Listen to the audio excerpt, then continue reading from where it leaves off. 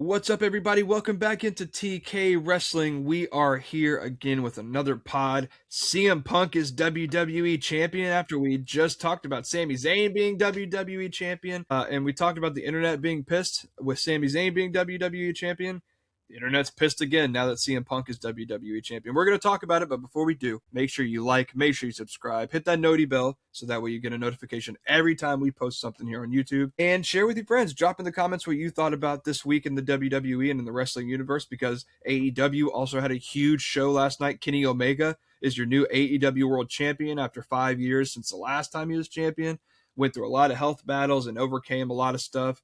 Diverticulitis really messed him up really bad, and now he's back. He's AEW champion all over again. So one of the guys that helped start the company is back on top in the company. So happy for Kenny Omega. I guess happy for CM Punk, even though we'll talk more about it. And yeah, so Matt, we're back here with another pod. CM Punk is WWE champion, and let's just get right into it. Matt, I think whenever we both agreed that whenever Cody Rhodes was ruled out in Chicago, we knew it was going to be Punk. Yeah, no, I mean, look, when Cody and Jay wrestled for the number one contender spot, I told you, I go, dude, look, this is like the two guys that I least want to have the championship. You know who's number 3 on that list for me? CM Punk. I get it. Chicago. Loved it. Great pop for Chicago. You do that anywhere else, I wonder what kind of pop you get. I wonder if you get a pop. I wonder if you get boos, I wonder. I mean, Chicago kind of saved the television version of this for Punk. But I don't know, man. Like, at least the internet wrestling community seems to be on my side and your side, I believe, right?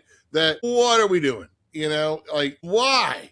And I thought even in that match, I thought Sami Zayn looked better in that match even than Punk. I was like, dude, it was a great match if Sammy wins, because I thought they put on a great match. But once Punk wins now, I'm thinking about things and I'm like, who are my champions? It's Punk and Roman. Who's going to be my contenders? It's probably going to be Cody, and we know it's Seth.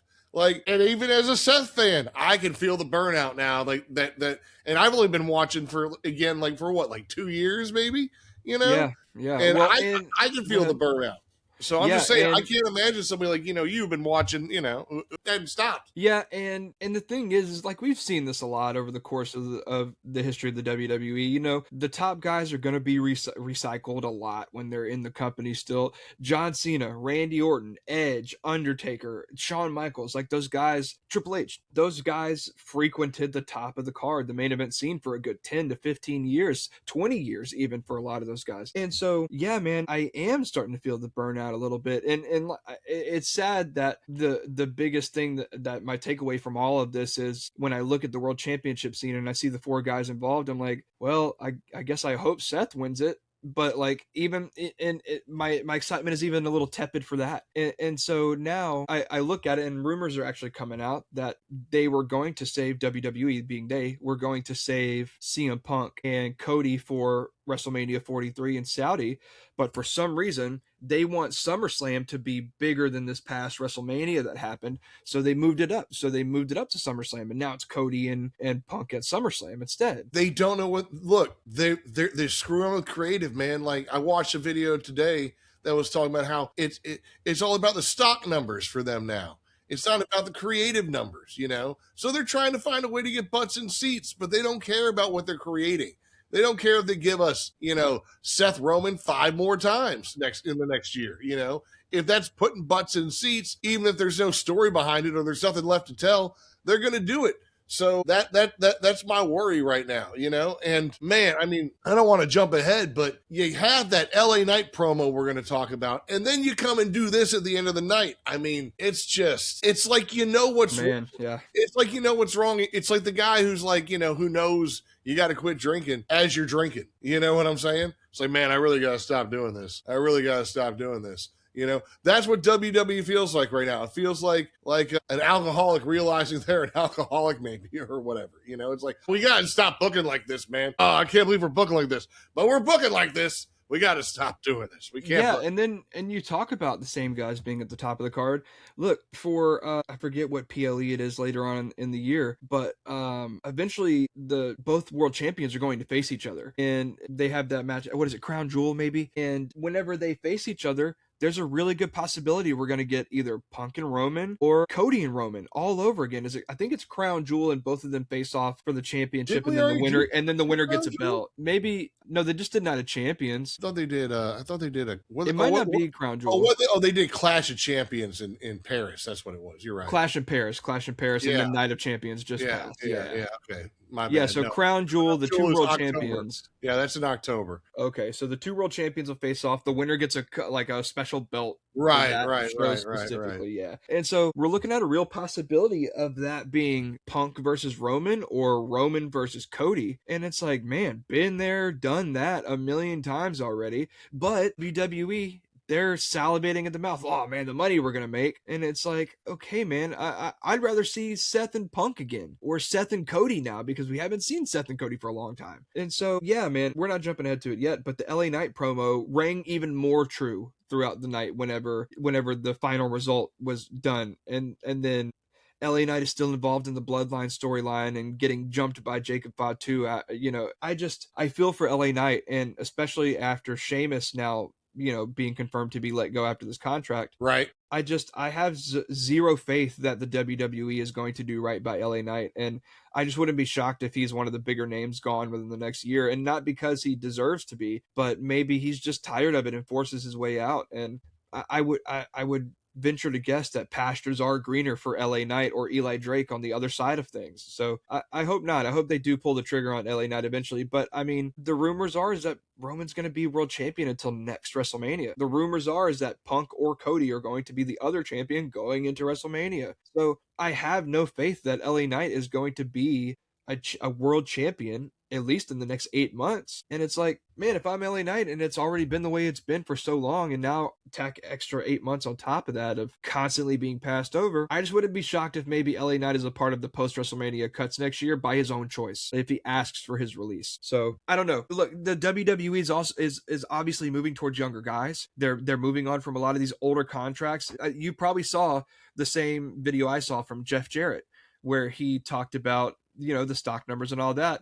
And it used to be Vince answered to Vince. As much as we hated the guy, Vince was the end all be all at the end of the day. And there was corporate money running through the WWE. Don't get me wrong, sponsorships have always been a part of it, but there weren't boards and with the final say so. It was always Vince. And now you can't be like, hey, look, we are paying, what did Jeff Jarrett say? We're paying a lot of money for this guy to sit on the bench, but when we call him off the bench, he's one of our best, and he does exactly what we need him to do. He embodies the company, and Sheamus is one of those guys. And it's sad to see him go. Always give you a hard-hitting match, man. 100%. One of the youngest WWE champions in history, beat John Cena for it in his rookie year. Look, Sheamus was like the next Brock Lesnar before Obafemi came along.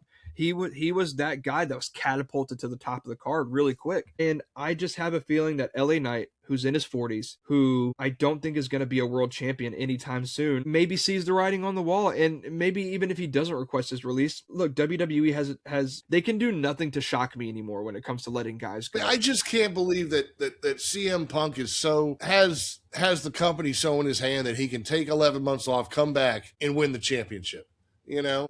Or not 11 months, 11 weeks. 3, but yeah, 11 weeks, my bad. Take 11 weeks off, come back, and win the championship. I mean, like I said, that goes straight to the LA Knight promo. So let's finish the CM Punk, because I guess we're going to talk about the LA Knight promo here in a second. Yeah. So with all that being said, Punk and Cody is now the plan for SummerSlam, and look, how's it even work with Gunther? Look. What, I think we're getting Gunther and Aldis. I think we're getting Gunther and Aldis. I know we're getting that, and I don't care, unless, and I don't know, what are you going to do? Aldis beats him, and what? Then Gunther takes another hit in his reputation, or he beats Aldis, and then what? And then Aldis. I think they're going to put, and we'll talk about it really quickly. And I think that if that match does happen at SummerSlam, then in order to keep up his career killer persona, he just makes Nick Aldis put up his GM spot. And he says, if you lose, you're no longer the general manager of SmackDown. And then you can transition Nick Aldis into a part-time role where he wrestles. And that's what I wonder. I mean, the way they're treating wrestlers right now, does that mean Nick Aldis is out of the company? He just moves on to another position? Or does that mean he becomes a wrestler and they got a spot for him, but they don't have a spot for Sheamus, sort of thing? Anyways. I just don't know what they're doing with this storyline. And literally, Gunther just slammed Cody's head with a car door. and it seems like that's going to be ignored, or I'm not sure how that's going to work, but somehow we're going to get Cody and Punk by SummerSlam. So yeah, just anyways, I saw someone pitch a big 5-way for the title, and it's not going to happen because we're getting Punk and Cody. But I just feel bad for Sammy, man. well, that's the thing. In this 5-way situation, I did love what they pitched, because it would be Cody, Punk, Sammy, Gunther, and then a returning Randy Orton in a 5-way for that title, and that kind of adds everybody into one big amalgamation of a match. And I think maybe you even make that like elimination style. I think that could be kind of cool. But yeah, it's probably just going to be Cody and Punk, because that's what WWE wants to push. And look, it's just sad that we're finally getting that match and we're not excited for it because of the way they chose to go to it. Like, they chose to push the match, and Sammy had the title for 9 days. You're finally giving people a chance to be like, okay, the people that, because we posted a video and a lot of people disagreed with us, they did not think that Sammy deserves to be champion. But it's like, at least give him a shot to show those people what he's got. And Dude, like, in look, your first title defense, go back and watch that match again, and imagine Punk doesn't get up from the second GTS.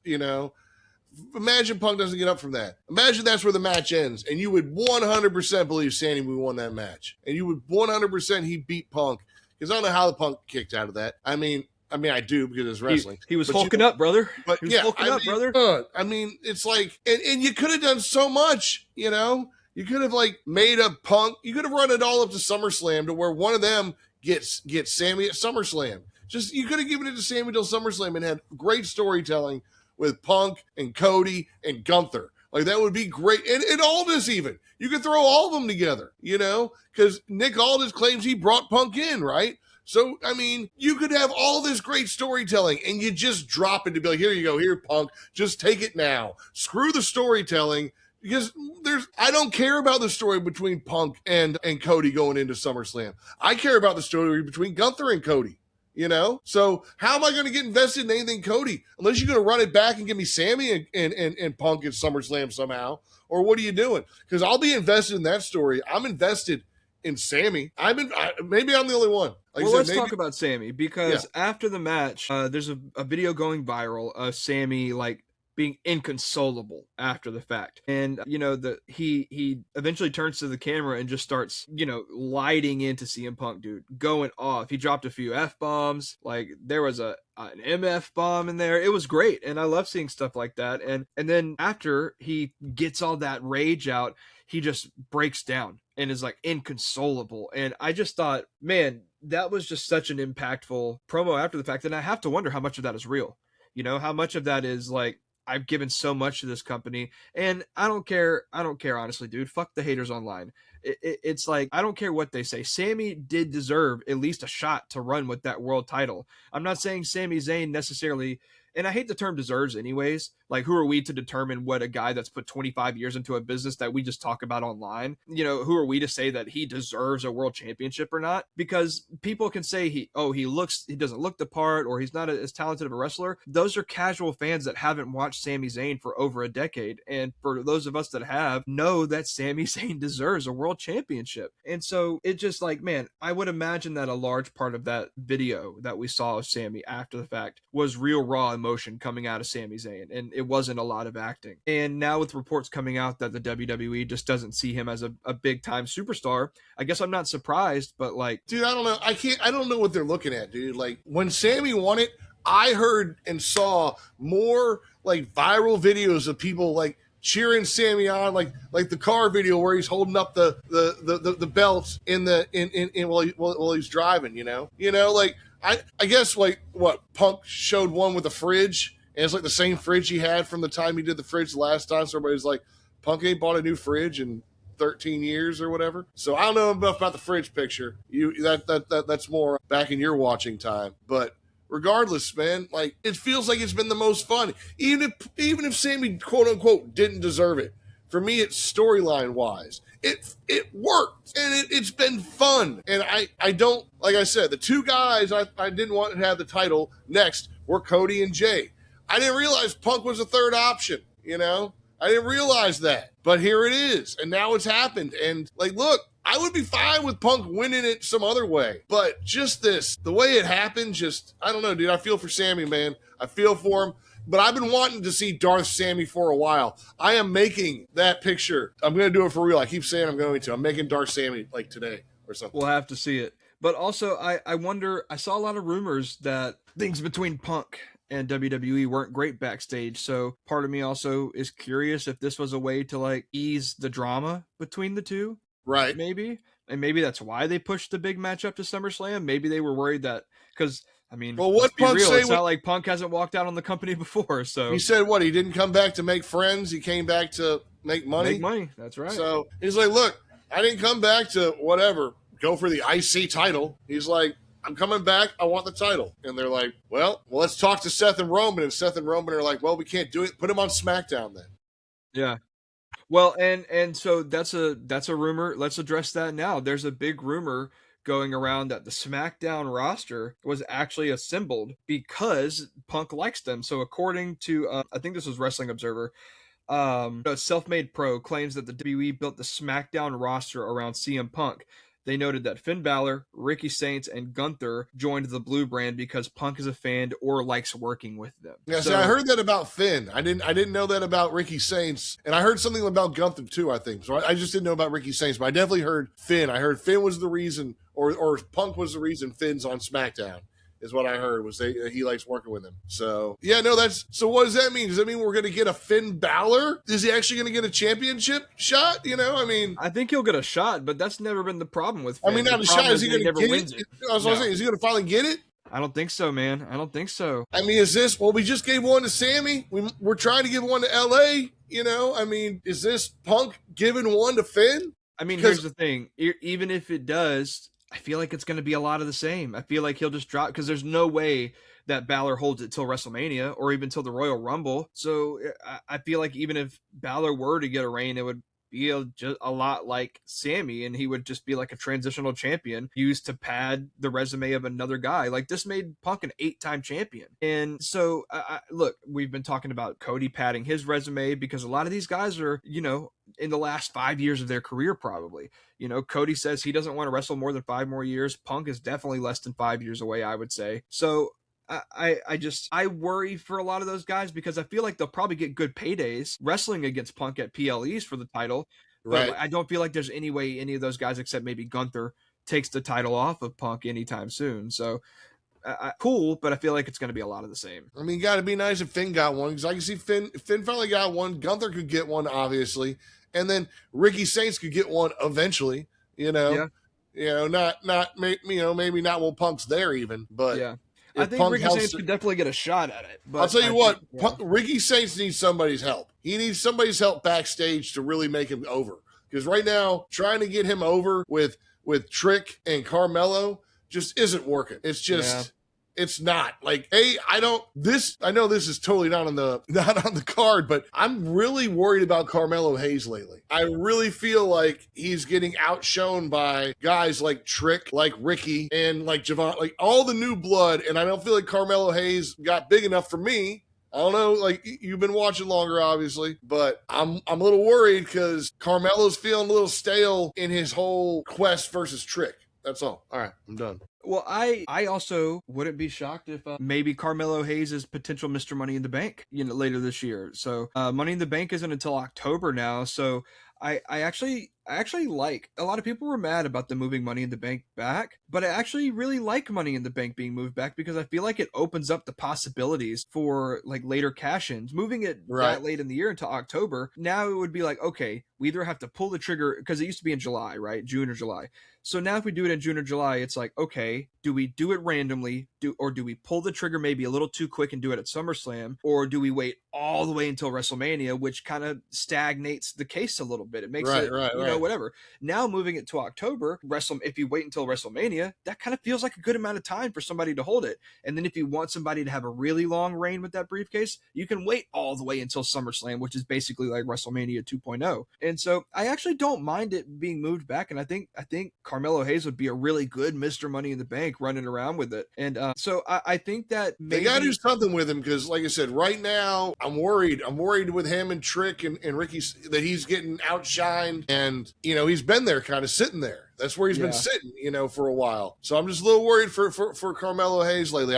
He needs a new gimmick. So Money in the Bank would be a good gimmick. So I think Money in the Bank would work really well for him. I think that, and I don't know, man. WWE just they don't listen to us when it comes to Money in the Bank. So who knows? He might float around in purgatory for a while. And with WWE, at this point, I'm not surprised if anybody gets released or doesn't make it to their proper spot on the card. So yeah, I personally like Carmelo Hayes, and I've seen a lot of his old work, and I think he has that in him. But if WWE believes that or not is the big question. So I don't know. We'll have to wait and see. But I do agree with you. They need to do something with him. He can't just float around and do nothing, because then he'll end up like Ilya Dragunov, who I think is one of the most talented guys on the roster. Right. Yeah. Well, yeah. Ilya has kind of disappeared entirely, And I just read on the rumor mill that there's no plans for him. There's no creative direction for him right now. And he's healthy, ready to go. And there's just nothing on the docket for Ilya Dragunov, which is crazy to me in 2026. But hey, again, what do I know? I'm not a billionaire running a wrestling company. So, all right. This past edition of Monday Night Raw was very eventful. 3 title matches, 2 title changes. And in one of those title changes, we have new tag champs again, going right back to the Vision in Austin Theory and Braun Breaker. But this time, Maxine Dupree shows up and low blows Dawkins and helps Austin Theory. And now I guess in storyline, her and Austin Theory are dating, and I guess she's a part of the Vision now. So I'm not opposed to this. Look, we saw this coming for months now. We've been seeing them talking backstage for a really long time. So I'm not shocked that Maxine joined the Vision. I guess I am a little shocked that they had like the makeout session on TV. I wasn't expecting that part of it all. But I guess with Liv and Dom, doing their thing, and Liv and Dom and Rhea doing their thing as well, I get WWE is not shying away from the romantic gimmicks that we saw a lot of like in the Attitude Era, and then we kind of got a break from a lot of those types of storylines. But yeah, I mean, I like this move for Maxine. I think she needed something new. And I think this also, because we saw the Vision leaving with Maxine Dupree in the car or whatever. And then we saw Alpha Academy,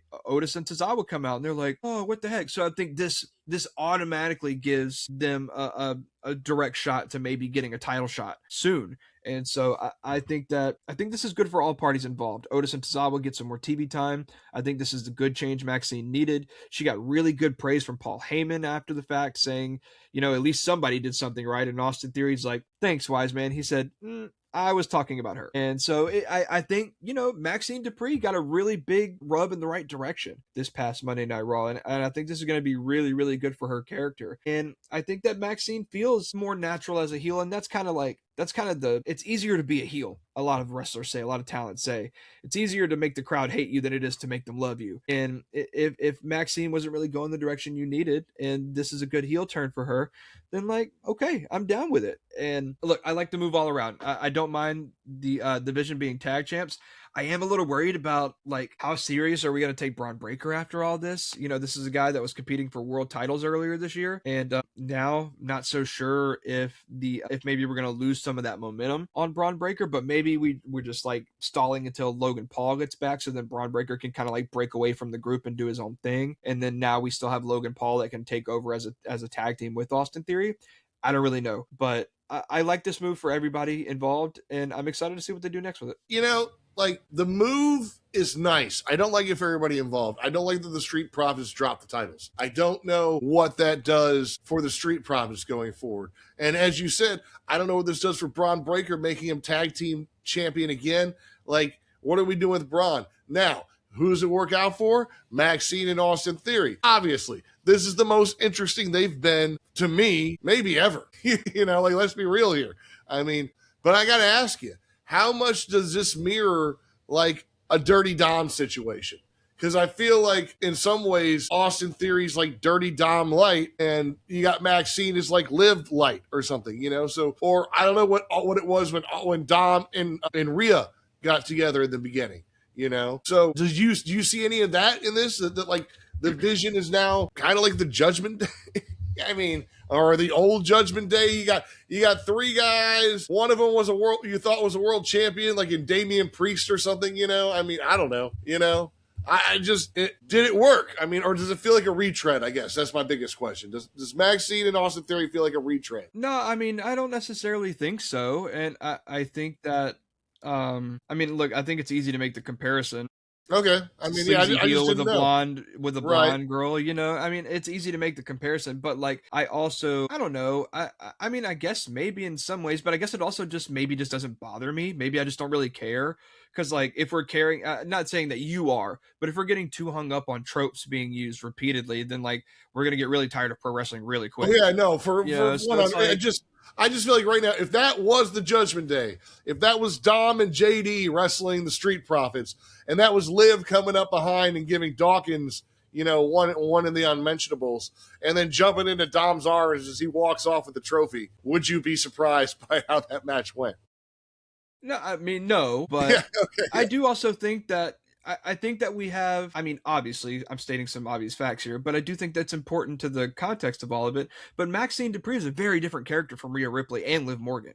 You know, Maxine Dupree is an underdog who is, you know, maybe tired of her spot on the card and is taking a route to the top. I mean, look, she went from being Intercontinental Champion to losing to some of the greats in Becky Lynch, or one of the greats in Becky Lynch, and you know, she just lost last week to Raquel Rodriguez. So this is a woman who is on the decline. Otis and Tozawa aren't doing anything. They are not successful right now by any means, and now she sees Otis and Tozawa being cool with Chad Gable again, who disrespected her more than anybody, regardless of the fact that he's apologized about it. You know, it's like, okay, cool. We've all experienced this in real life, right? Somebody says something really messed up to you, they apologize later, and you're like, well, I do really appreciate the apology, but more so, I remember how you made me feel whenever you did that. And I feel like there's a real, like, humanity to Okay. Maxine So you feel like Dupree. there's going to be a real story behind this?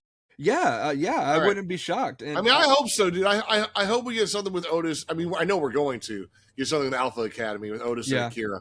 I know we're gonna, but the problem is, I know they're not gonna give them the titles, and those guys are so good together. I mean, you say that, but we also maybe didn't expect the titles to flip back this quick to the Vision. So who No, knows? I didn't. The I tag didn't. titles might hot shot around a little bit. And so, look, I think that Maxine Dupree is a woman who felt like in her career, this is storyline, right? Obviously, like, these are totally different people outside of the business, but like, Maxine Dupree was losing a lot, and she looked around to her friends and, like, respectfully to Otis and Tozawa, character wise, they are losers to her. And so she looked around, and then through all this stuff, who has been there these last few months consoling her whenever things go wrong backstage? Austin Theory. And then at first, Logan Paul was kind of like, hey, Austin, like, leave her alone. But then you even saw Logan Paul, like, slowly stopped cutting them off, and then it was just like Austin Theory and Maxine alone backstage talking. So, like, this is something that's been planted in the background, like, with little seeds for months now, and they're paying it off. And now on the other side of this, Maxine Dupree not only made the decision to join a group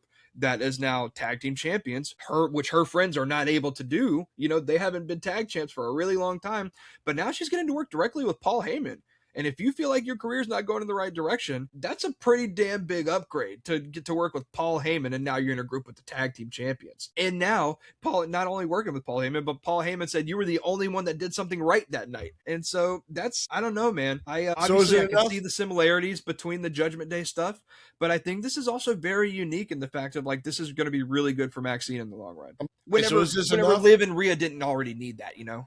In a year, are Austin Theory or Maxine going to be relevant? I mean, look, man, like we talked about with WWE, I mean, this has got to to be like the last best gasp for both of them, right? Like, to make them relevant in some ways. I feel like this is the beginning of them being their own unique individual characters. I feel like a year from now, maybe the Vision isn't together anymore, and it's just Right. Austin Theory and Maxine running around together. No, I can I'm see just that saying. happen. Is this? Yeah. I'm just saying. Are they still relevant in a year? Like, I because think feel that like there's a realistic chance that Austin Theory is Intercontinental Champion within the next year with Maxine by his side.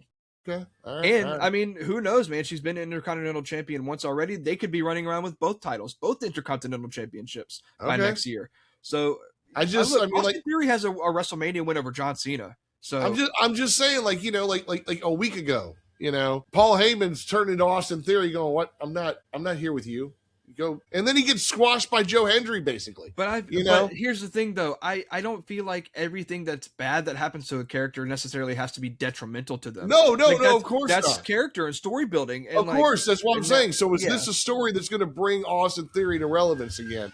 Because they haven't had a story for him. And if anything, he's been on the losing end of every story, So is this finally him and Maxine? Is this going to be the story that in a year makes them relevant?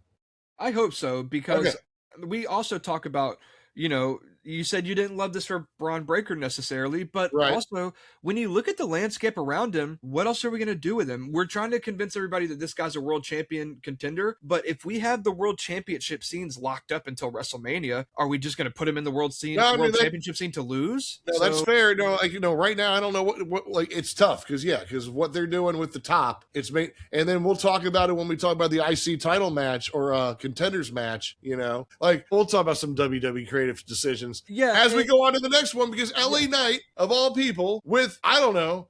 I haven't seen every LA Knight promo, but my God, like, and not well, it did help that Seth came out and started with one of the most boring promos ever.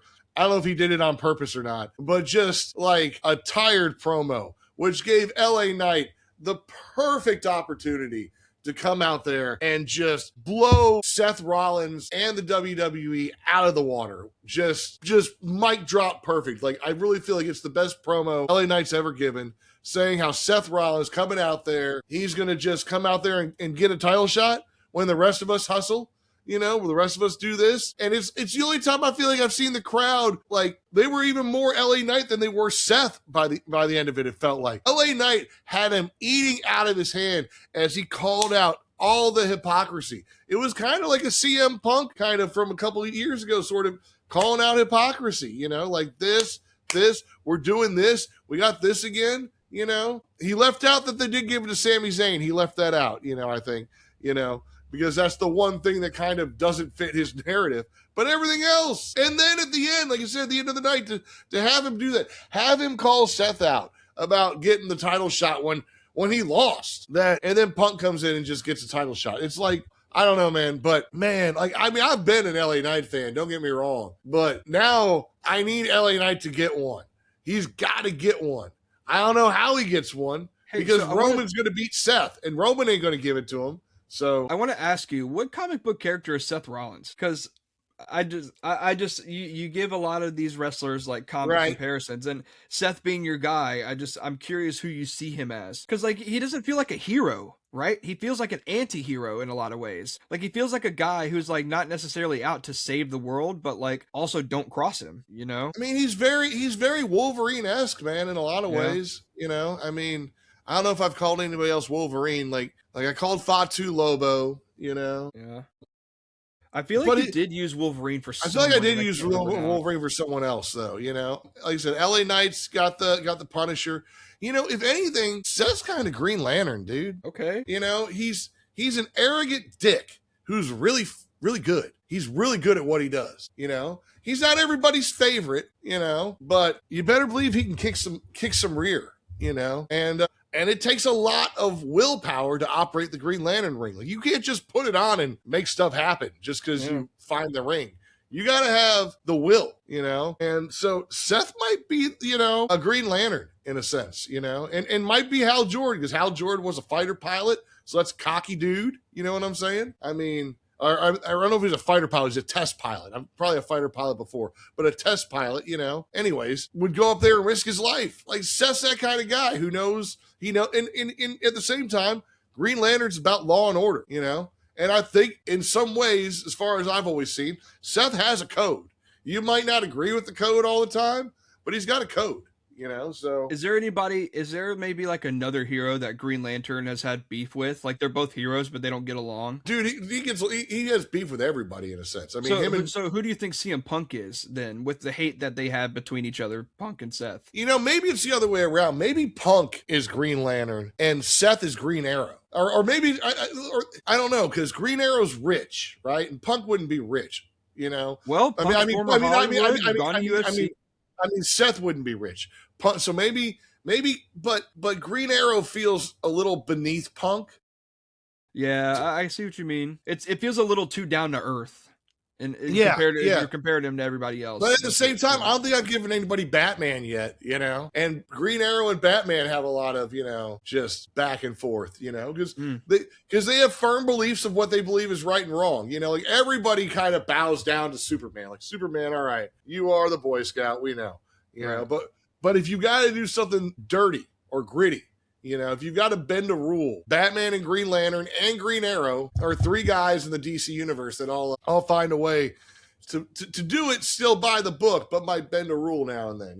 Well, and you know what they say: you give Batman prep time, he can beat anybody. So yeah, I don't no, know. I mean, and he probably could beat Green Arrow. I mean, Green Lantern. And yes, but and what's funny is that Green Arrow and Batman will work together sometimes. So Punk could be either one of those two. And You'll have to sit down and make like a slideshow for TikTok or something, being like, dude, as I go through, I'm keeping my images. Yeah. Maybe I'll give you a little pop quiz one of these episodes where I give you a name and it's like word association, but instead of like word association, I give you a wrestler and you tell me which superhero they might be or something like that. But yeah, man, LA Knight, Seth Rollins, this was a great promo. The Yippee Skippy line did make me kind of chuckle a little bit. And Seth even was like, LA Knight's so much fun because I feel like sometimes he forgets what he's going to say.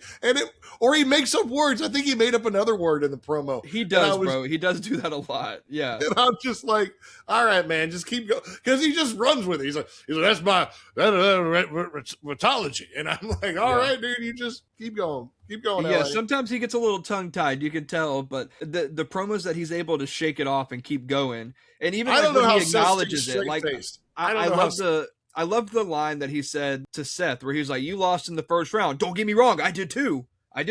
But," and then he kept going. That's why I don't know how Seth stays straight face sometimes, dude. I felt like if I'm Seth, I'm at least chuckling. Like he tried not to chuckle at the Yippee Skippy. He got a little smirk on that one. Yeah, I loved when Seth just kind of like mouthed it. He was like, Yippee Skippy. Yeah, so it was pretty great. It was pretty great. But yeah, I thought this was one of the better LA Knight promos I've seen. And I won't pretend that I watched a lot of him when he was Eli Drake. That was kind of when I fell off of like a lot of the outside wrestling of WWE. From like 2018, 2019, I kind of started falling off of wrestling in general, But when he was Eli Drake and was world champion in TNA, I wasn't really watching him. But I know that he can be that guy. Like LA Knight's not new to the scene. He's a 20-year vet. So but this was probably my favorite promo I've seen from LA Knight in quite a bit. I just wish that we could get him out of the bloodline and MFT stuff. Like, when in doubt, have LA Knight feud with a stable. Like, that's really what it boils down to. And this kind of has me hoping that maybe Seth does somehow win that title at SummerSlam. So that way maybe we can see LA Knight and Seth for that title, because this got me excited to see it, but I just don't feel like Roman's going to drop it anytime soon. So this all feels like it was kind of for nothing anyways. So yeah, that's the thing. I mean, I felt like this promo happened in the middle of the show, and then Punk came out and just made the promo kind of, doing exactly what the promo called out again. So it's like, yeah, we hear you, LA, but we don't. Like you said, it's like the alcoholic, telling themselves they need to stop drinking as they're drinking. It feels like you. I don't know. It feels like almost like the WWE looks at LA Knight as their rebellious teenage son. And he's like, I want to do this. And they're like, all right, man, just go do it. They're like, go say whatever you want to say out there. And, we'll see what we can do. And then they never do anything about it. And I feel bad for LA Knight, and I hope this goes somewhere, but I just have the sneaking suspicion that it won't. And this is all going to be for nothing. And maybe we get them in like a number one contenders match at some point or something, or maybe they join together in like a them versus Bloodline match at Survivor Series or something. I really don't know what this is working towards, but I'm almost willing to bet money that this is not going to end up with a championship match between LA Knight and Seth Rollins, when that feels like that was the goal of this promo, and it's never going to happen. So right, I mean, like that. If nothing else, that promo made me for the first time think, ooh, Seth could beat Roman, and then maybe LA is the first, contender. But yeah, I don't think Seth's beating Roman. So when's this match happening? Next June, next July, maybe. When both of them are on AEW, yeah. Yeah, and that's the sad thing about Seth is if he's gone, he's just going to retire. I don't think he goes anywhere else. I guess I feel like we're Seth's next contract will probably be his last, like you were talking about. Cody's got 5 more, Punk's got a few more, maybe. Seth's got maybe 5 more. You know? Roman's I would guess Roman's got 2 or 3 left max. I think a lot of this generation is almost done, which is crazy because we just lost John Cena and now we're talking about losing some more all-time greats very soon because Seth gets a lot of GOAT talks and I think he should be in those talks. I think that in ring, on the mic, what he's done for the company and the way he's constantly just been able to reinvent himself and never lose his stock in the crowd with the crowd. I mean, Seth is one of the GOATs. I think it's hard to leave him out of the conversation. Roman Reigns is one of the GOATs. Punk is one of the GOATs. Cody, in the long run, will probably be one of the GOATs. And so we're going to lose 5 of the greatest of all time in probably a 5 to 6 year span. And Rey Mysterio is going to be gone soon. Yeah. Not to even count another, so there's going to be so many guys on the way out. And this new generation is like Seth said, this might be the last time we see Roman and Punk one-on-one. We might not ever get them at WrestleMania one-on-one. So, unfortunately, I just don't think Seth is going to win it. And I don't think at this point, call it crazy if you want. It's probably not even really that crazy of a take. LA Knight is never going to be a world champion in WWE. It's just never going to happen. Dude, all right, here. This is my crazy fantasy book then. I'm listening. All right. SummerSlam happens. Seth and Roman go at it. LA Knight comes out just to watch. He's not going to interfere. He's just there to watch. And Roman wins. And after the match, Seth comes up to him. He's like, I couldn't beat him. He goes, you go get him. And then it's LA Knight Roman and LA Knight. Here's the thing. I don't hate it. That would require the WWE to completely 180 on LA Knight. So, and I think that's giving WWE way too much credit. But I would love it if something like that happened. Or maybe even LA Knight doesn't watch. Maybe we see on Monday Night Raw that he was watching the match backstage or something. And then on Monday Night Raw, Seth and LA have another promo against each other because Roman definitely won't be there. And LA Knight have another promo and Seth is finally like, yeah, man, we had our last time. But Seth's black eye, arm in a sling. Yeah, something. And then he's like, he kind of just gives LA Knight his all right, man, it's your turn now. Go get him because something's got to give. But I'm telling you right now, I just don't think that LA Knight's going to be a world champion in WWE, and that makes me really sad. All right, jumping over to another championship, we have a number 1 contenders gauntlet match for the Intercontinental Championship next week on Monday Night Raw. It's going to be a 7-man. All right, here we go. It's going to be Javon Evans, Joe Hendry, Rusev, Ethan Page, Dragon Lee, Dominic Mysterio, and I almost got it all the way, and Chad Gable, of course. Chad Gable, the last man involved. Now, 7 men, Matt, like we talked about earlier, typically gauntlet matches are 5, and WWE upped it. They knocked it up to 7. We were talking about, you were saying what the hell, where's Joe Hendry? On Monday Night Raw, they said his name so many times, and then he showed up later in the night, and at least we found out that he's going to get a shot at maybe getting a shot at that Intercontinental Championship. Now, Matt, I told you my prediction about how I think this match is going to go. I'll tell you again in just a second, but you said you felt differently, that it might go a little different. This match has a lot of guys you like in it, so I'm going to let you take the reins on this. How do you see this going, and who do you have winning the gauntlet match to be the number 1 contender for the Intercontinental title? I've got Dom and Javon coming out to start it, right? And I've got Dom going out early because like I said, Dom's not in this story, in my opinion. He's not part of the story. I could be wrong, but they've been doing too much with this Danhausen thing for Saturday Night Main Event and whatnot, that I don't know. Maybe, but I don't think he's in the story, So I'm going to start with him and Javon Evans. I think they're going to give a good match and Dom's going to have some fun, but this gives Javon Evans a lot of, time to do some stuff. Let Javon Evans win. Bring in Ethan Page. Ethan Page and Javon go at it. Let them go.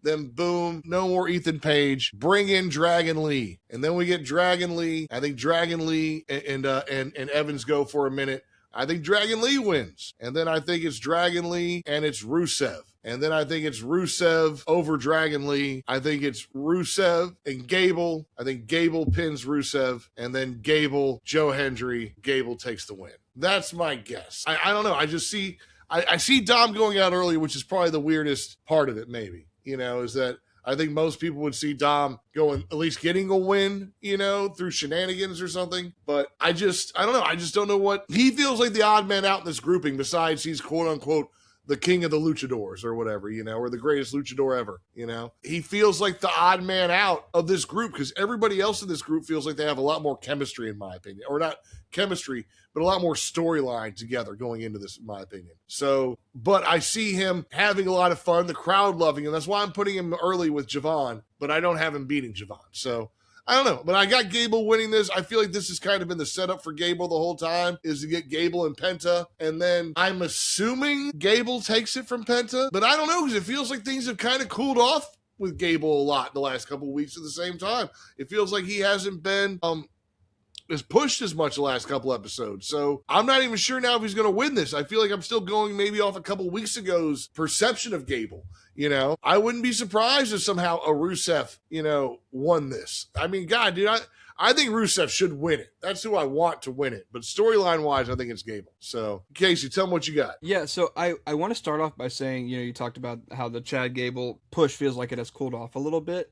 Can we say that maybe part of it is because his new theme song is god awful? Oh my god, dude. That sounds like the most AI generated theme song I've ever heard in my entire Didn't they life. fire their songwriters or something like that? Didn't they have like an in-house songwriting group or something? Or they've done a few moves with songwriting groups before, and I don't really know if they've made a move or whatever recently, but also we know that WWE has not shied away from the use of AI. They use it pretty frequently, and this feels like an AI generated song that was like, make this song catchy and repeat the word Gable at some point in the song. And it just feels like typical Southern blah, blah, blah, Gable. And it's just, it's terrible. It legitimately may be the worst song in the WWE. It sucks. And hearing him come out to that song, I'm not exaggerating, Matt. Hearing him come out to that song legit did a lot of damage for him in my brain. It sucks. And a lot of the times the presentation of a guy can be terrible. And you're telling me now his whole thing with the crowd is like, oh my God, dude, the song sucks. The crowd interaction sucks. And sure, you get them clapping or whatever, but like, I don't know. See, here's the thing. I have not been watching long enough, and I don't remember the Chad Gable. I mean, I remember, he was going, and then he got hurt, and we thought he was going to see Penta, and then he became El Grande Americano. So I don't have enough frame of reference to remember what Gable's entrances used to be. I guess I'd have to go look them up. So yeah, I didn't realize that his entrance had changed that much. So yeah, it's terrible. So I hate his new theme song. Now, anyways, aside from all of that, I do agree with you that it feels like his presentation has dipped a bit in the last few weeks, but that's bound to happen when you're coming off that huge moment or that huge high of that mask versus mask match, because at the end of the day, he was the loser in that. So there is going to be a drop off, but yeah, it feels like it's been considerable. Now, I have a few little tweaks for how I think the match is going to go, but not too much different from the way you see it going. I could see probably Javon Evans and Dragon Lee starting that off. I think they have a really good, fun back and forth match that really tires out Javon Evans. I think the beginning is going to be like the underdog story of Javon Evans. Can he fight through the whole gauntlet? Can he, whatever. And I think he does a really good job of that the first two matches. I think he beats Dragon Lee. I think maybe after that we have a good showing of him against Dom. I think kind of similar to what you said. I don't think that Dom necessarily has to pick up a win. I think Danhausen can curse him or something or do some silly shenanigans to cost him that match. So I think Javon Evans beats Dragon Lee. I think Javon Evans beats Dominic Mysterio. And then whenever it looks like there's no way Javon Evans could beat anybody else, I think he does get a sneaky win over Ethan Page. And now all of a sudden Ethan Page is pissed. Maybe even Ethan Page attacks him after the fact. And then who is next but Rusev? And so, we got maybe this like little tease of like, if Rusev and Ethan Page go against each other, they had that little interview segment with Byron Saxton where it was like, well, what are you guys going to do if it does come down to each other? Right. And Ethan Page was like, well, I promise you the best guy will win. And Rusev was like, what do you mean by that? And so I don't think we're going to see anything too bad between them, but maybe on the way out, he tells Rusev like, get it done. You got to win it all. And then Rusev goes in, and because Javon Evans has just beaten 3 guys and then got beat down by Ethan Page, he easily taps out to Rusev. And so then after that, we're left with Hendry, Gable, and Rusev. So then I think we get probably Joe Hendry and Rusev. I think Joe Hendry wins that. And then similar to what you said, I have it coming down to Gable and Joe Hendry, and I think Gable wins it all. So we're right there. I think the final 3, we have the exact same. I think it sounds like in the final 3, just the order's different. I guess I didn't have Gable coming out last. I figured they were going to make Gable come out, a little early so that you get more Gable. And I figured Joe Hendry's the most fun to bring out last, Yeah. I mean, I feel like I feel like Gable has proven recently among all these guys that he can get a win over all of them. So I think you give Joe Hendry a little more screen time because I feel like Joe Hendry is more over than Gable right now. So I feel like you give him a little more time on screen, have him, and that also gives him the excuse of like he just had to fight Rusev, you know, and while he's not necessarily like beaten down and bruised, he did just fight a really big, bruising, mauling type of guy that leads him to be a little weaker against Chad Gable. And you know, not necessarily that Chad Gable has to take advantage of that, but like it is a reality that Joe Hendry had to go through a really strong competitor, and Gable is fresh. And maybe in a one-on-one match, it might be different. Joe Hendry might beat Chad Gable, but then you can revisit Gable and Hendry down the line whenever Gable is inevitably Intercontinental Champion. Because spoiler alert, I think we both have him taking the title at Right. SummerSlam. So yeah, give me Chad Gable to win this, and basically, like you said, towards the end will be the exact same. I think the order is just a little different. So we're pretty much on the same page here. All right, yeah. And then he's going to finish the story. Yeah, and then he'll get the Intercontinental title, and then we'll realize he's not as over as we thought he was, and then he'll drop it in 2 months. He'll drop it, yeah, like in a month, yeah. Yep. So and then we'll be right back to where we were with Gable. Like, look, man, I'm not a Gable hater. I actually have been a pretty big fan of Chad Gable over the course of his career. When he was a tag team with Jason Jordan in NXT, that was some of my favorite tag team wrestling that I've ever seen in my life. And I do think that maybe Chad Gable is a bit underutilized and undervalued and underrated. But I do question how much of the like for Chad Gable is just the nostalgia for how similar he is to Kurt Angle. I wonder how many people love Chad Gable because they remind him, or he reminds them, right, of right. Kurt Angle. And I just, you know, you talk about guys that I don't necessarily know can be a world championship guy. You're telling me that people were pissed about 6'1" Sami Zayn being a world champion and that they would love the idea of Chad Gable being a world champion? I can't buy into it. I just can't do it. Chad Gable's what, 5'8" on a good day? And I mean, he might be 5'10", but his strength is always impressive, but it's like he's not getting any younger, you know? Yeah. And that strength is starting to go a little bit. Yeah, and it's like, I feel like Chad Gable's a good guy that you can plug in and have some really good, entertaining matches for that world championship, but I don't think he can ever win it. And like I said, if we can't get people to buy in on Sammy being world champion, there's no way we're going to get people to buy in on Chad Gable being world champion. Dude, and they're going to do the exact same thing they do to everybody. He's going to win it, and then they turn on him immediately. Just wait. Just imagine if, like, you know, they actually pulled a couple triggers, and like you got Obafemi as one world champion, you got like Tala Tonga as the other world champion, you know, you got Gunther as a main contender. You know, I mean, can you imagine like Chad Gable against Obafemi? You know, I mean, well, and that's something we can do too. Like you can saying, do it. I feel like Chad could have some great matches, and he could have a really fun 10-minute barn burner with Obafemi and do some really big feats of strength. But we all know how it's going to end. He's not going to beat Obafemi. That's what I'm saying. Yeah. So it's like, cool, man. Like let's let him have his Intercontinental Championship reign for a few months, get his first single championship. He can drop it to whoever, and then maybe next year he can be in a few championship matches. But if we're being honest, he's never gonna win it. If LA Knight can't win a world championship, Chad Gable can't win a world championship. I'm sorry. LA Knight better get one soon, man. Come on, LA. Yeah, exactly. All right, let's jump into our last point before we end the pod for the day. And look, a bunch of the same old with the Judgment Day. Raquel loses, and it seems to be no repercussions in the aftermath. Roxanne Perez is going to face Io Sky next week on Monday Night Raw. I would assume that maybe, because she's going to lose that match, Roxanne. So I would assume that maybe Roxanne losing that match might finally cause Liv to like snap. Like Raquel just lost, Roxanne's gonna lose. Maybe Liv finally like snaps and goes off on them, and Raquel like steps up to Liv and says like, "Hey, you just lost too.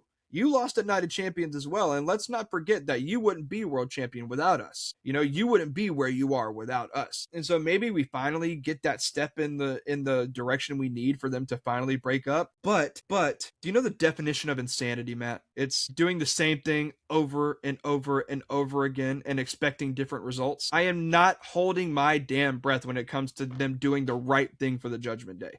So if we're going the same direction, nothing's going to happen when Roxanne loses. They're just going to keep their feelings to themselves. Liv is going to go on to SummerSlam and retain the championship, and nothing's ever going to happen. And so I just, look, like I said, Raquel loses against Sol Ruca. Are we bored of the Judgment Day yet? I'm starting to get a little bored. I'm starting to get a little bored here, Matt. And I told you earlier that I think that Austin Theory and Maxine Dupree should eventually go off on their own. That's what we got to get for Liv and Dom. I think that we got to break this group up. And I think we've got to get something going. And then I think you can easily throw JD McDonough into the Intercontinental Championship scene. I think that you can spend the next year and a half building Dom up to be like a main event championship type of guy, to where he maybe gets like a sneaky win over somebody that he doesn't deserve. Maybe Oba Femi is world champion, and after a lengthy reign, whoever Oba is feuding with cost him the title, and Dom can be the guy to be like and get that sneaky win over Oba, and now all of a sudden Dirty Dom is the world champion. But look, I'm bored of the Judgment Day, man, and it's so sad because I love every single member of the Judgment Day uniquely on their own and together. But it's been too long. It's getting stale, and something's got to give. I love JD McDonough. I love Dirty Dom. I love Raquel, Roxanne, and Liv Morgan. I think they are all so incredibly talented on their own and together, but it has gotten stale, and something's got to give, man. And if you're asking me, do I think that something's going to give? No, because I keep thinking it and nothing does. So Matt, tell me I'm wrong and I'm crazy and that my third eye needs to close and they're finally going to do something about it. I don't know if my problem is the Judgment Day itself. I do believe that something has to give, and I think right now is that the Judgment Day across the board is as stale as they've ever been. Like, I mean, I keep mentioning this Danhausen story, and I love Danhausen. I mean, we all love Danhausen. This, for me, is the most boring Danhausen story they've had so far. This "you owe us money, we got your jersey" thing, or whatever they're doing, and I have no idea when the clone's popping out. Whatever this clone is, it's going to come. I don't know if there's some signing, what this is, but we've had this clone box going, and we've had the Miz and Kit Wilson locked up for like a month, so. I don't know what's going on with Danhausen right now. I feel like WWE did not expect this next thing, and they've been trying to find a way to like profit off it, and they don't know, like, what are you gonna do? He can't curse like the Belgian soccer team because you knew the Americans weren't going to win that game. So what can Danhausen curse in the off season? Maybe Conor McGregor for Saturday night, but who knows, man? We could get a refreshed Conor McGregor at this UFC on Saturday night against Max Holloway. So, anyways, the across the board, dude, the judges, like, what are they doing with Dom? Like, he's still the AAA champion, right? But that's it, I really think they're just holding off until he drops that title. I mean, yeah, but Americano. But I don't know what like I said, but I don't know what they're doing with Dom. Hey, remember, Matt, I told you this. I used this term a few times when you started watching again. Anime filler arc. That's exactly what this is. It's a filler arc. I mean, they don't know what to do with the Judgment Day guys, and so they're all involved in Danhausen. I mean, I guess no, that's fine. But I'm just saying, but like they don't know what to do with any of them. Yeah. Like if Raquel had beat Sol Ruca, because they're not going to take it off Sol yet. But God, they given Raquel a title, but in the past year, it would have been interesting. That wasn't a tag title. Roxanne, since she's come back from injury, has been kind of non-existent, Liv, like we said, she just lost. What was she doing? Like, they keep waiting on Liv because of supposedly the Stephanie Vaquer injury and whatnot, and they don't know what to do with Liv. So it feels like I don't know if the Judgment Day itself has gotten stale. I just think that there's no stories for any of them right now, that the only thing you can imagine that would make a story is to blow them up. Because I don't know if you need to blow them up. I kind of have enjoyed this, misfit family. They all feel like they kind of fit together.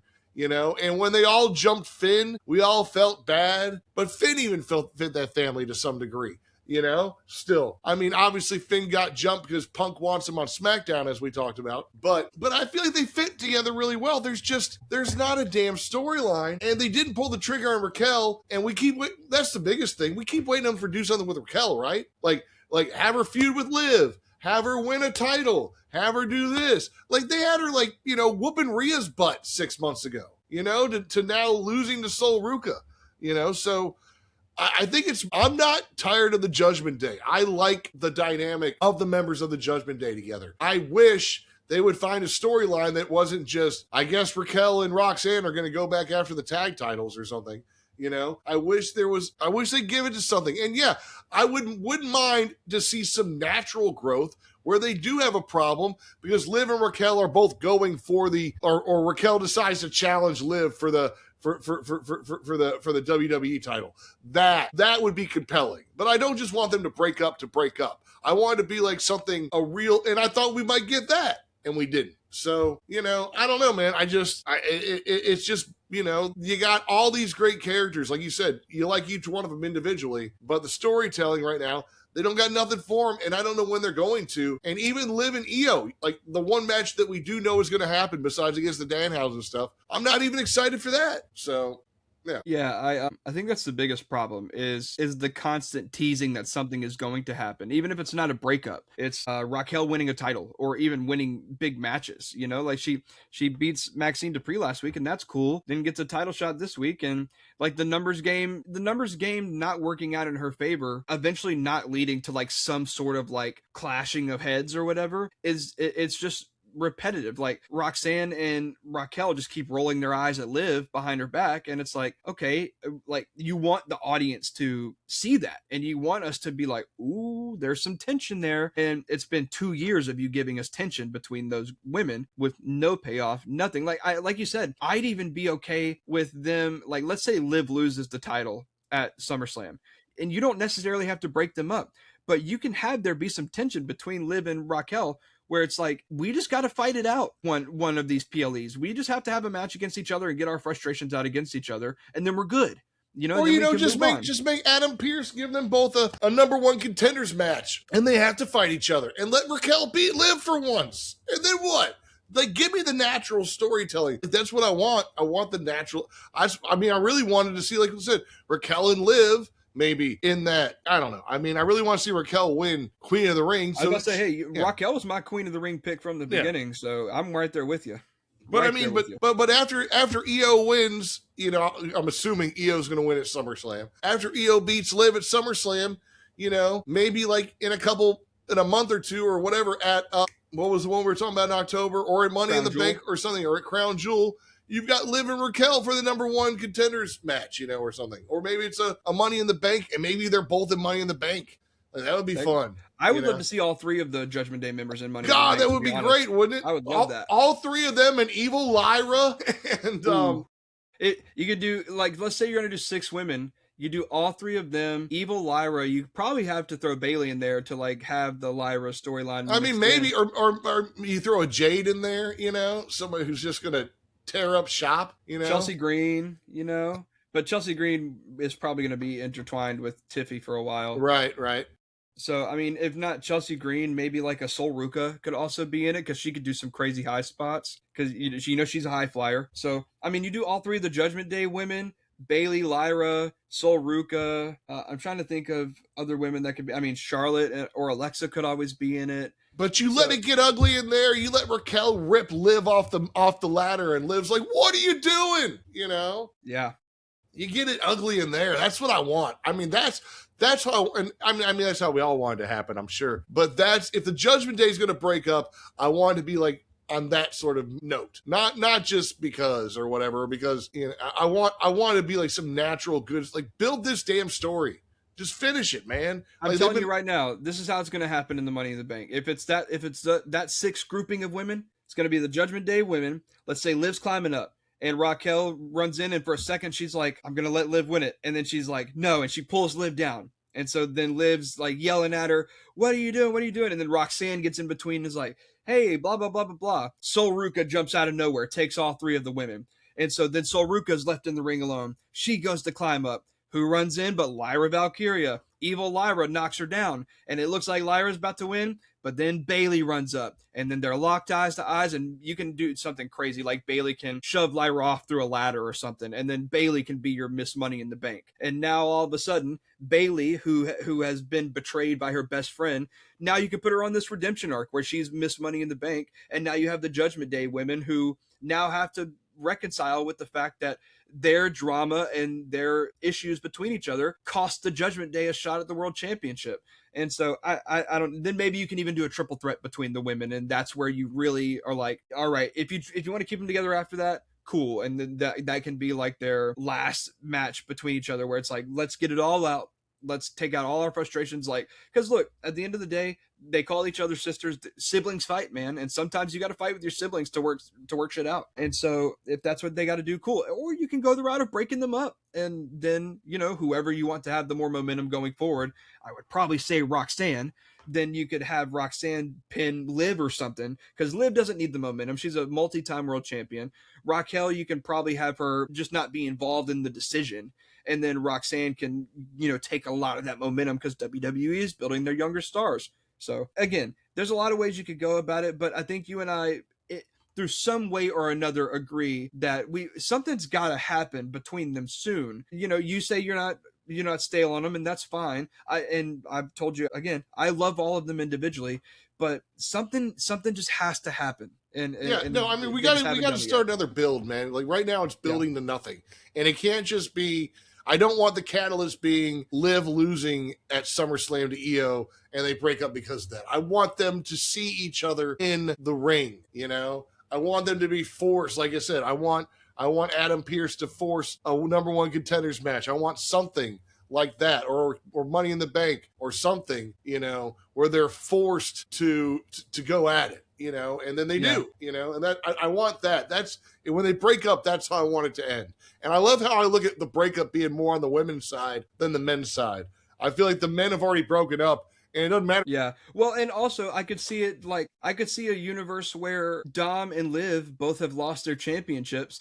And you know how it is when you're in a group of friends and then all of a sudden two of the friends start dating, and then all of a sudden their drama becomes the group's drama and their problems becomes the group's problems. And so I could see a situation where Dom and Liv have both lost their championships, and it's like they're making their woes and their problems everybody else's, and eventually everybody's tired of it, and maybe we just see a situation where everybody just kind of goes their own way, and Liv and Dom are just that toxic couple that ended up breaking up the group, and then they realize they're toxic for each other down the line, and then you can have them be together for 6 to 8 more months before they eventually break up and go their separate ways, and then everybody just is naturally done with each other over time. But again, like I said, definition of insanity. It's gonna go nowhere. We're gonna be talking about this again in another year from now, so yeah, whatever. All right, well, that is going to be our last topic of the day. Matt, I know you were talking about it earlier. Do you have some comic stuff to show us that you were going to talk about? I mean, not yet, but I'll tell you what, get ready, dude. They're making an Absolute Batman animated series, all right? I've been talking about Absolute Batman on here a little bit, and it's the reimagining. One guy calls it Big Dumb Batman, but it's been a lot of fun, and they're making an animated series, and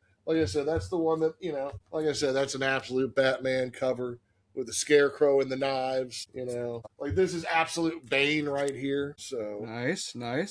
Anyways, it's coming, and when it gets here, it's gonna be a lot of fun. Let's see what else is. Anything else? Where did I put the other one? Over here. And then I showed you the triple signed one, right? Like I said, I think so. Absolute Batman number 1. Yeah, nice. So this is triple signed by Dan Panosian right here, who's the artist on the cover, and then signed by Scott Snyder and Nick Dragotta, who are the writer-artists on the actual comic. But Absolute Batman is getting an animated series, and on top of that, which I am now reordering from my youth back in 1992-93, it's called The Breaking of the Bat. It's what Bane's famous for. Breaking Batman's back, Nightfall. Yep. They are making a Nightfall animated series. So DC Animation's stepping it up. It's causing those comics to rise. I got in a little early, so we will see on the Impossible Octopus in a couple boxes probably a bunch of Nightfall books coming in, and you'll have to read Nightfall, dude, because it's a classic story. Like I said, I'll add it to my ever-growing list. Yeah, so we're gonna get you to read Weapon X. We'll get you a Spider-Man. I got it right there. Yep. We'll get you a Spider-Man story or two to wet your whistle. But yeah, I'm all about it, dude. Like I told you, I've been getting a lot more comic, mostly MCU stuff, because new Spider-Man movie and Doomsday coming up later this year, so it's more prevalent than it has been in the last few years. It feels like if you're a huge comic fan, a huge Marvel fan, maybe not so much, but it feels like for casual fans like I took a big dip after Endgame, and I caught all the Spider-Man movies because I'm a big Spider-Man guy. But I feel like that's kind of been the norm, is I did see that Doctor Strange movie, Multiverse of Madness. I did see that one in theaters. But outside of that, I haven't seen any of the series. I haven't seen, not since after Endgame. I've seen WandaVision and What If and I think, I've seen Loki. I have seen Loki. So I've seen a few of the series, I guess. But I'm very casual and have fallen off a lot. A lot of people, after Endgame ended, and there really hasn't been a pick-me-up movie in a sense. All of them have kind kind of fallen flat in a lot of ways. Captain America: Brave New World, didn't even had the Red Hulk didn't pick up much. Yeah. As you said, Doctor Strange, Madness. But even Multiverse of Madness felt like a Wanda movie. It felt like a Scarlet Witch movie. Right. I mean, for me, I think my favorite of them was Shang-Chi. I like the Shang-Chi movie. I need to watch Shang-Chi because I have seen so many people say it's one of the best Marvel movies. It is, minus Awkwafina. Okay. If Awkwafina was in the movie, it's probably pitch perfect. And that's not on her; it's more her character. I mean, look, they've all been somewhat. It's been low key. This is, I mean, like I said, they're bringing them all back. They let them all go to bring them all back. They hadn't established enough other mainstay stars when they let everybody go. Like, the only person they hung on to, or I guess two technically, was Chris Hemsworth and Tom Holland. Otherwise, just about everybody else. I mean, unfortunately, Chadwick Boseman obviously passed away, but and Mark Ruffalo, kinda, yeah. I mean, yeah, but Mark Ruffalo is up there. He's not really the character. The Hulk is the character. Yeah, fair. So, but they kind of and they don't have the rights to the Hulk. They can't make a Hulk movie. That's why the Hulk has to be in everyone else's movies, which is another dumb thing. But yeah, that's all Marvel history and litigation and whatnot. But anyways, but they didn't really establish they let Chris Pratt retire technically as Star-Lord. They obviously Downey's done. Obviously Chris Evans is done. Black Widow's done. I mean, you got Thor. You technically have Hawkeye. And you got Spider-Man. That's about it. Yeah, Loki's still around, but he's probably going to be done after this run of. I mean, but even movies. Loki, he's not an Avenger. He's a villain. I mean, he's True. Not. I mean, he was a great draw for a television show. Don't get me wrong, but I don't know if there was a Loki movie. And look, they tried to make an Ant-Man movie, and that didn't fly because look. Ant-Man's a lot of fun, but he's not Iron Man. He's not Captain America. Right. So it's just, and they didn't know what to do. You can't kill Iron Man, first of all. I mean, you can't really kill Captain, these are perennial characters in your stories. If you don't have a place you're going, which I don't feel like they did. I don't feel like they knew what to do after Endgame, Yeah. Like I said, it's my problem with the Spider-Man movie if they're going into this man-spider, even symbiote costume thing. It's like, look, you're pulling out all your best stories and you're throwing them in and you're not building to them. The reason those stories work, just like wrestling, the reason stories work is you've got to have the proper build. The whole reason that the whole first Thanos quest, the first movies work, is they all had a proper build. And if that's all you're doing, you end with Endgame. The fact you can't do a movie called Endgame and they go, we're going to keep making a universe, Yeah. So, anyways. And I guess, I mean, not that you're not saying this, but I know that the whole Kang stuff played a big part in their kind of reset. I mean, they had a big plan for that. And, it did, but it didn't. I mean, if anything, we'd be seeing what would happen because you wouldn't be bringing Downey Jr. back and you wouldn't be bringing maybe Chris Evans back. And so we'd be seeing what would happen with a Kang movie. Because, I mean, look, at that point, Ant-Man kind of killed him as well. I mean, but Kang in the first Loki series, was fantastic. Yeah, and I mean, but before they greenlit Doomsday and Secret Wars, the next Avengers movies were gonna be centered around Kang. That's what I'm saying. Villain, right? Yeah. Well, until Jonathan Majors had his stuff. Yeah, his stuff, which is another unfortunate thing. Is Jonathan Majors at that time was looking like he was going to be the next big Hollywood thing. He was getting out of all these great reviews. He just got done with Creed 3. That's what I was about to ask. What else he was in? It was Creed 3. Yeah. Yeah. He was in a bunch of movies, like The Last Black Man in San Francisco, I think it was called. Mm-hmm. He's in a couple movies. He's a phenomenal actor. It's when he got hit with that, I was like, come on, man. I know. You're so good. What are you doing? You're so, and he was right on the precipice, dude, that he was they pulled two of his other movies, they didn't even finish filming. So anyways. Well, and I will say before we wrap everything up, as I learn more about comic lore, because I've never been a comic guy, but the more I learn about the comic lore, the more I am excited about what they're doing, because I haven't seen the new Fantastic Four movie, but I'm excited to see Franklin Richards, because I know he's extremely powerful and can do some spoiler alert, if you haven't seen the movie, please click away because it is rather new and I still haven't seen it.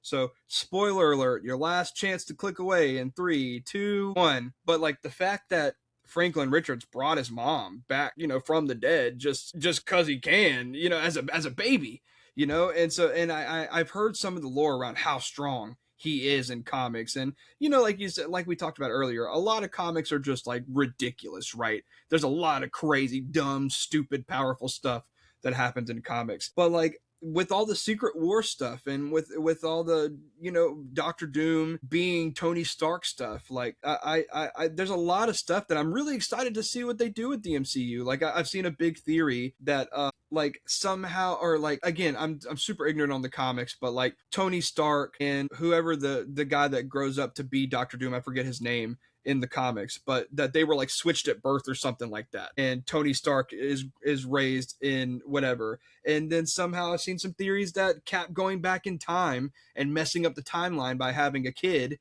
is a big part of this, because that's another theory I've seen, is that Doomsday is going to be centered around a lot of the kids that are in the MCU now. Yeah, because yeah, it's a children movie, yeah. Exactly, because a lot of, or some of them, shouldn't exist. Like Franklin Richards is going to be a big part of it. Obviously, Chris Evans, or Captain America's kid, Thor's kid. There's a lot of kids that are going to be involved in this, and I think that maybe they are incursions of sorts that Doom feels like he has to correct in the universe or in the multiverse or something. So look, I don't know how they're going to get to it, because again, I'm ignorant to a lot of the comics. So it's refreshing that as a casual fan who's getting more into it, I'm actually excited about Marvel movies again, because for a long time I was like, okay, like I saw Multiverse of Madness because I really love Scarlet Witch as a character, but I also do, what's her name, Kate Olsen. I also really just love her as an actress. She's pretty good. And so Elizabeth Olsen, sorry. I'm thinking of her sisters, Yeah, Mary Kate and Ashley, yeah. And so I saw Multiverse of Madness because I think Doctor Strange is a really cool character. I really love Wanda. She's probably my favorite character in the entire MCU. And like, really, if you piss her off, good luck surviving if you're anybody. So I really love her character overall. So look, I'm just really excited about the MCU, and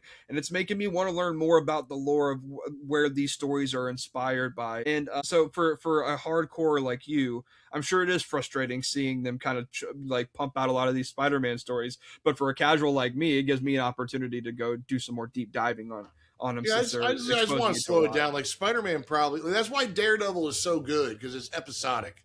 Yeah, like Daredevil, like Spider-Man kind of lends itself to more of an episode thing. Like he's got so many villains, Yeah, he does. Like say with Batman, like basically when they made the Green Arrow TV show for the CW, they basically made it like Batman in a lot of ways. Like, they brought in a lot of Batman villains like Ra's al Ghul and Deathstroke and whatnot, That's kind of why I liked Gotham, because I feel like Gotham, I didn't finish it, but when I was watching Gotham, I know it's really silly in a lot of places, and it doesn't make a lot of sense in some parts either, but I do like the whole like lore and origin story of characters, even if it was a different type of universe or a different part than we're used to seeing in the universe. But it was cool seeing some of these characters that I had no idea about. Like, is she from the comics? Fish Mooney? Is she actually in the comics at all? Fish, no, yeah, Fish that's what I didn't think so. I thought she was just a Gotham specific character, right? But like the Riddler, how his character slowly becomes who he is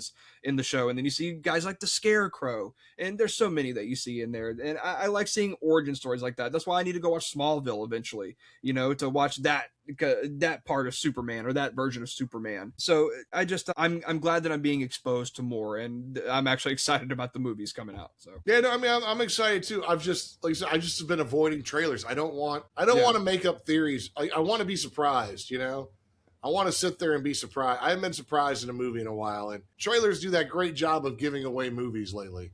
They do. It's like they give you 5 minutes of trailers, and it's the most important 5 minutes of the movie. I mean, if you go back and you watch the final trailer for the first Tom Holland Spider-Man movie, I swear that whole trailer is just it's the movie edited down into 2 minutes. Yeah, it's a summary of the movie. Yeah, like even like in chronological order, I feel like, so. Yeah, and I felt like for the longest time, it changed from being excited about the Marvel movies and the continuity and where they stood in the MCU, and it turned into glorified post-credit scenes. That's really what everybody got excited about. It was like, ooh, what are they going to tease for the next project? And then we're not talking about the actual movie. We're talking about what the post-credit scene was. Like, what movie was it that we got the duck in the post credit scene, and it led to so many theories, and people were like, "Oh my god, this could be this," and then it really ended up being like not much of anything, revolved around the damn duck. I mean, what, But Howard the Duck? What are we talking about? yeah, I think it was Howard the Duck.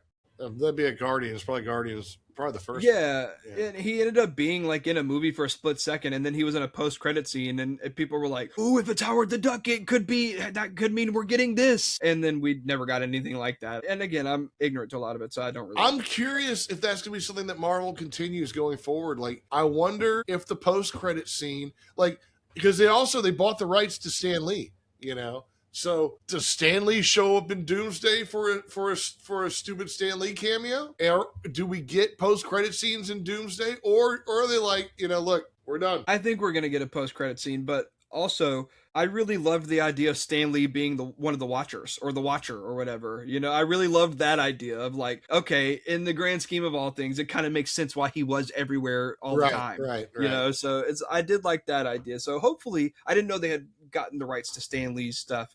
So that would be cool if somehow we get him in some sort of, scene at some point, because I loved seeing his cameos in all the movies he was in. Those were so great. But all right, look, we're rambling a lot about comics. We're going to have to just do a separate podcast about them eventually. Yeah. 100%. All right, well, look, that's going to do it for us from TK Wrestling /comics, I guess. That's going to do it for us here. So make sure you subscribe, click on that noti bell, drop some stuff in the comments, let us know what you thought about this episode and what you think about CM Punk being WWE champion again. Yeah, big thumbs down from us here at TK Wrestling. But hey, until next time, that's going to do it for us, and we are out of here.